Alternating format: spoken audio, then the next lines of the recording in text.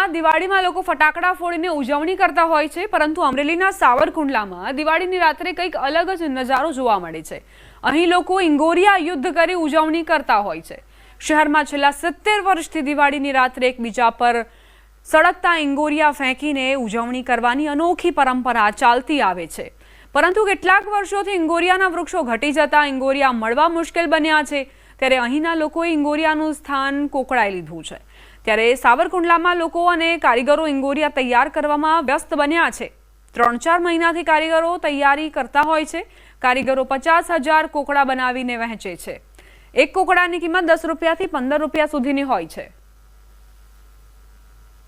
આ કોકડા બનાવવા માટે સૌપ્રથમ કોલસાનો ભૂકો કરવામાં આવે છે।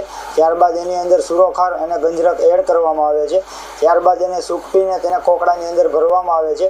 ત્યારબાદ ડેમનો પાળો હોય ત્યાંથી પાકો પથ્થર લાવીને તેની માથે મારવામાં આવે છે। ત્યારબાદ તેને હોલ પાડીને તેની અંદર વાઇટ તૈયાર કરવામાં આવે છે। ત્યારબાદ ત્યાંથી તેને જગવીને એ કોકડું તે ફટાકડો કરી શકાય છે। જેમ તો તમે લોકો દિવાળીના દિવસે ફટાકડા ફોડો છો, એમ જ સાવરકુંડલામાં અમારે ત્યાં કોકડા થાય છે।